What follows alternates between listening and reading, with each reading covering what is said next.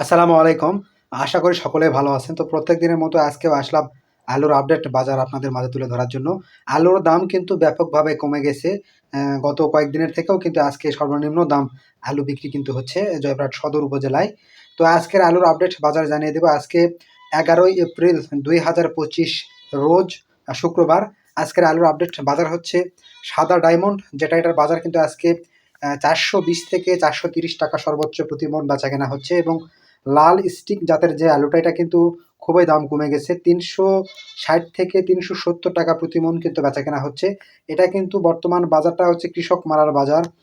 কৃষকেরা যারা এখন বিক্রি করতেছে তাদের কিন্তু ২৫ থেকে ৩০-৩৫ হাজার টাকা কিন্তু প্রতি বিঘায় লস করতেছে।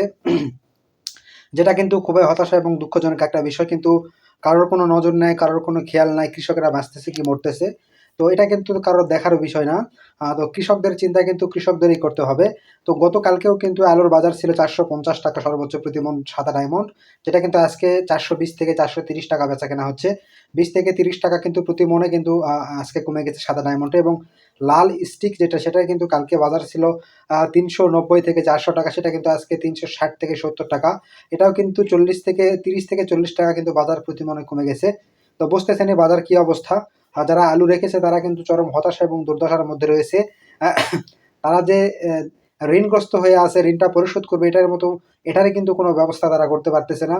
বাসা বাড়ির গবাদি পশু তারা বিক্রি করেছিল, সেটাও কিন্তু আর তারা কিনতে পারতেছে না। তো সব মিলিয়ে কিন্তু কৃষকদের অবস্থা এখন চরম নাজেহাল। দেখার কিন্তু কেউ নেই কৃষকদের, এবং কৃষকদের পাশেও কিন্তু কেউ নেই।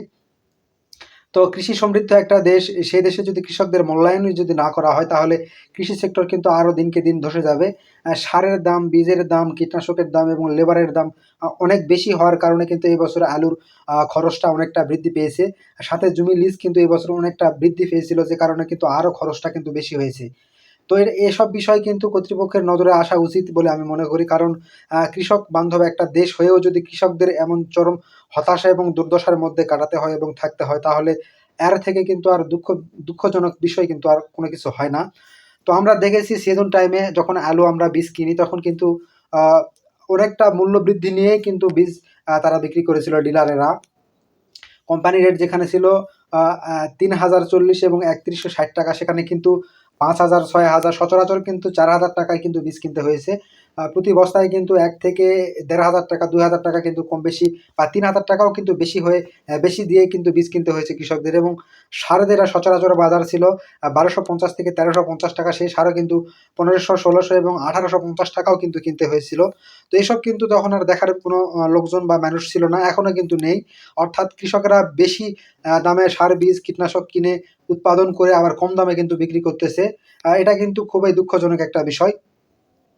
তাই কর্তৃপক্ষের কাছে আবারও অনুরোধ করতেছি যে আপনারা কৃষি সেক্টর এবং কৃষকদের পণ্যর বেচা বিক্রি এবং কৃষি ক্ষেত্রে যেই জিনিসগুলো লাগে সার, বীজ, কীটনাশক, এই বিষয়গুলোকে আপনারা একটু আপনাদের দায়িত্বে নেন এবং এইসব বিষয়ে কিন্তু আপনারা চিন্তা ভাবনা করেন।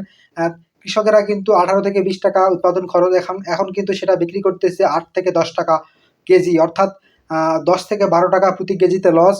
তো এই লস কিন্তু কৃষকদেরই করতে হচ্ছে। তো গত বছর একটু দাম বৃদ্ধি ছিল, সকলেই কিন্তু একটা কথাই বলতেছে যে গত বছর দাম বেশি ছিল, গত বছর অনেক বেশি রেটে তারা বিক্রি করেছে। ভাই,